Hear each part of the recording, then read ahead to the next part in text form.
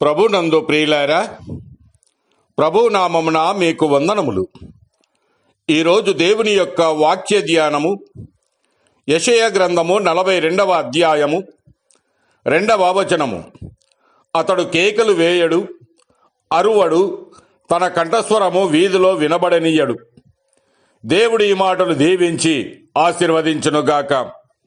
గమనించండి ప్రియులారా, ఈనాడు అనేకులకు కోపము వచ్చినప్పుడు సాధారణముగా వారి స్వరము కూడా పెరుగును. కోపముతో కేకలు వేయుదురు, నోటిని కోపమును అదుపులో పెట్టుకునలేరు.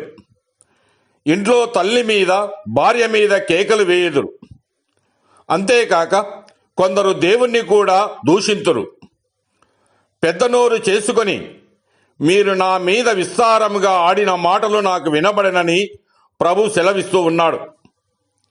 క్రీస్తు కేకలు వేయడు, ఆయన కంఠస్వరము వీధిలో వినబడదు. నీ స్వరము అదుపులో పెట్టుకొనగలుగుచున్నావా? నీకు కోపం వచ్చినప్పుడు, విసుగు కలిగినప్పుడు నీ స్వరము అణుచుకొనవలెను. అది నీకు అపకారము చేసిన వారిని ప్రేమించుట వలనను క్షమించుట వలనను మాత్రమే సాధ్యం.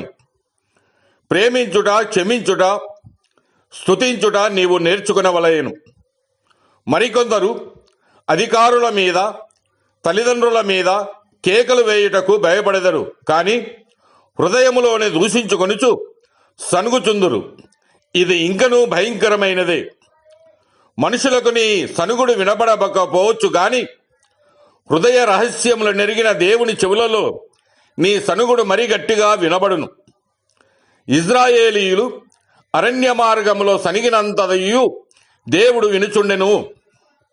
నేను ఇజ్రాయేలుల సనుగులను వింటిని, మీరు సనగకుడి.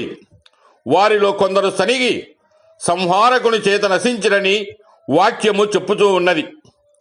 నీ హృదయంలో స్తుతి లేనిచో సనుగుడు వచ్చును. కావున ఎల్లప్పుడూ దేవుణ్ణి స్తుతించుము. క్రీస్తు స్వరము ప్రేమతోనూ అధికారముతోనూ శక్తితోనూ నిండి ఉండెను. ఆయనను పట్టుకొనుటకు వచ్చిన భటులు ఆయన మాటలు విని, ఆ మనుషుడు మాట్లాడినట్లు ఎవడనూ ఎన్నడూ మాట్లాడలేదని సెలవిచ్చారు. ఆయన మాటలు దయతో, ప్రేమతో నిండి ఉండేను. ఆయన నోటి నుండి వచ్చిన దయగల మాటలను విని అనేకులు ఆశ్చర్యపడిరి. ఆయన పెదవుల మీద దయారసము పోయబడనని కీర్తనకారుడు సెలవిస్తూ ఉన్నాడు. ఇటువంటి దయగల మాటలు మనము మాట్లాడుచూ ఉన్నామా? పిలాతు ముందు అందరూ ఆయనపై నిందలు మోపుచుండగా ఆయన నోరు తెరిచి తన్ను నీతిమంతునిగా తీర్చుకున్నట్టుకు కేకలు వేయలేదు. ఆయన కేకలు వేయడు, అరవడు.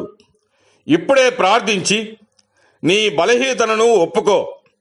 దేవుడు మిమ్మల్ని దీవించి ఆశీర్వదించునుగాక.